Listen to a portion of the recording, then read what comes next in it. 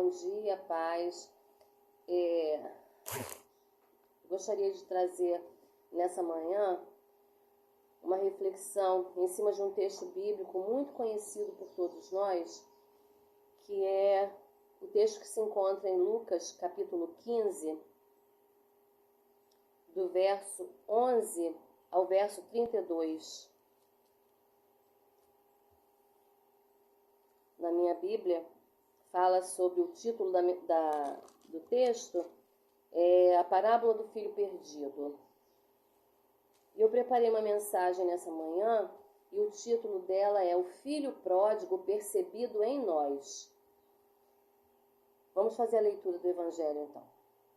E Jesus continuou: um homem tinha 2 filhos, o mais novo reivindicou do seu direito: Pai, dá-me a parte da herança a que tenho direito.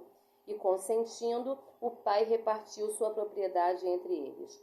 Não se passou muito tempo, e o filho mais novo reuniu tudo que tinha, partindo para terras distantes, e lá esbanjou todos os seus bens, vivendo de forma irresponsável.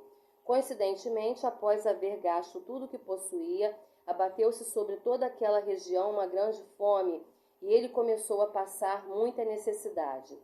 Por esse motivo foi empregar-se com um dos cidadãos daquela região, que o mandou para o campo a fim de cuidar dos porcos. Ali chegou a ter vontade de encher o estômago com as vagens de alfarrobeira com as quais os porcos eram alimentados. No entanto, ninguém lhe dava absolutamente nada. Foi quando, caindo em si, falou consigo mesmo: quantos empregados de meu pai têm comida com fartura, e eu aqui morrendo de fome? Levantar-me-ei e tomarei o caminho de volta para meu pai. E ao chegar lhe confessarei: Pai, pequei contra o céu e contra ti. Não sou mais digno de ser chamado seu filho. Trata-me como um dos seus trabalhadores. E logo em seguida levantou-se e saiu na direção do pai. Vinha caminhando ele ainda distante quando seu pai o viu e, pleno de compaixão, correu ao seu encontro e muito o abraçou e beijou. Então o filho lhe declarou: Pai, pequei contra o céu e contra ti. Não sou mais digno de ser chamado seu filho. Entretanto o pai ordenou os seus servos: Trazei depressa a melhor roupa, vestiu com distinção, põe nele o anel de autoridade e as sandálias de filho. Traz também o novilho gordo e preparai. Comamos, façamos uma grande festa e regozijemo-nos. Porque esse meu filho estava morto e voltou à vida, estava perdido e foi encontrado, e começaram a celebrar o seu regresso. Somente até aqui? Pai, nessa hora, Senhor, nós queremos te pedir, ó Deus, que o Senhor prepare a boa terra do nosso coração, Senhor, para que a palavra ministrada venha de encontro a cada coração, Senhor, e venha germinar, florescer e frutificar, Senhor. Usa-me, ó Deus, como apenas um instrumento teu, Senhor, por misericórdia, porque eu não tenho nada para oferecer aos meus irmãos, ó Deus, mas eles precisam ouvir aquilo que o Senhor tem para dizer à igreja. Então, nessa manhã, usa-me, em nome de Jesus. Amém.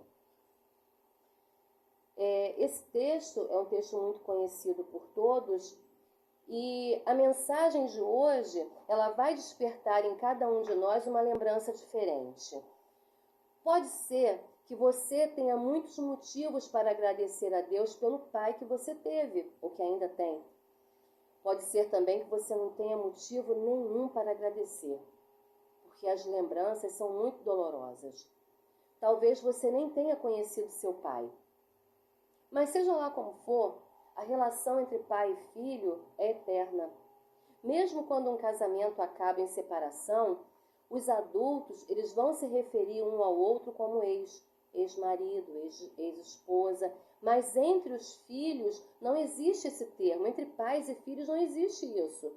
Você já ouviu alguém falando ex-pai, ex-filho? Não, mesmo que fiquem separados por muitos anos, quando um filho fala do pai, ele não se refere a ele como ex, mas sim como pai. E o mesmo se aplica ao filho. Isso porque essa relação é para sempre. Mesmo depois da morte, ambos serão lembrados assim. meu pai e o meu filho. Esse texto, apesar de muito conhecido por todos nós, hoje eu gostaria de convidá-los a se encontrar nesse texto, seja como pai, seja como filho, ou até mesmo como alguém que não entende que amor é esse, capaz de perdoar tamanha ofensa e ainda celebrar e garantir a vida. Apesar desse texto fazer parte de uma peça literária muito maior, que compreende os textos que falam sobre a ovelha perdida, sobre a dracma perdida, esse texto ele é contado por Jesus em resposta aos fariseus quando ele é indagado por se sentar à mesa com pecadores e demonstra um desrespeito, um desapego familiar, uma falta de amor e de cuidado com tudo que foi construído ao longo de uma vida inteira, mas também mostra para a gente que o Pai é de uma misericórdia, um amor, uma compaixão sem igual quando recebe esse filho de volta com todo amor.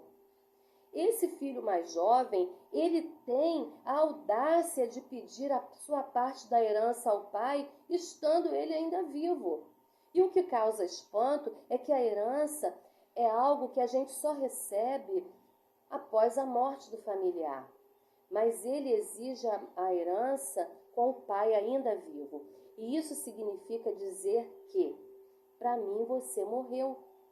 E mostra ainda mais uma brecha na relação entre pai e filho. Imagine só a dor e a tristeza desse pai. Mas o texto diz que o pai dá. O jovem vai embora para uma terra distante e quando chega lá, ele gasta tudo de forma irresponsável. E a pergunta é: por que é necessário sair da casa do pai? Um lugar onde se tem tudo, todo amor, todo alimento, uma família, um teto, servos a seu dispor. Não falta nada. O que se espera encontrar lá fora?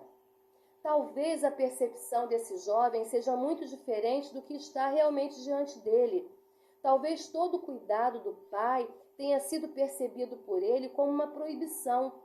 Aquelas cercas que são colocadas ao redor do filho, que são, na verdade, para a sua proteção, talvez sejam vistas por esse jovem como um impedimento para conhecer coisas maiores e melhores que os seus olhos não conseguem alcançar. E isso vai gerando nele o desejo de ir além dos muros, além das cercas, dos limites estabelecidos pelo pai. As cercas que esse pai estabeleceu são justamente para que o filho não se perca, para que ele não corra perigo, para que ele não morra, não conheça de perto a violência do mundo lá fora. Mas chega um dia que esse jovem quer ver o que tem além dos limites, e o pai deixa ir. Eu quero ver o que tem lá fora. Ele nunca teve tanto dinheiro nas mãos, ele nunca conheceu a maldade das pessoas de tão perto. A sua experiência para lidar com o mundo era praticamente nenhuma. E isso faz com que ele fique deslumbrado com o novo diante dele e saia gastando tudo até chegar ao ponto de não ter nem o que comer. Agora, estando distante de casa, dos familiares, dos amigos, em uma terra distante, ele é apenas um estrangeiro. E rapidamente ele vai descobrir que a solidariedade passa distante dele, distante daquele lugar. Ele sente fome, mas não tem dinheiro, não tem onde ficar. E como se não bastasse, o texto ainda diz que vem sobre aquela terra um período de grande fome. São tempos difíceis para todos os moradores daquela região. Imagina para ele, que é um estrangeiro que não conhece ninguém ali. Pobre menino rico, vai ter que trabalhar agora para sobreviver. E o único trabalho encontrado é para cuidar de porcos. E isso é algo extremamente difícil para um judeu ter que lidar com um animal considerado impuro pela lei. Mas ele vai, e ao alimentar os porcos ele sente fome e deseja comer aquilo que os porcos estão comendo, mas nem esse direito ele tem. Ninguém lhe dá nada para comer. É nesse exato momento de extrema necessidade. é nesse exato momento de extrema necessidade. Senhor.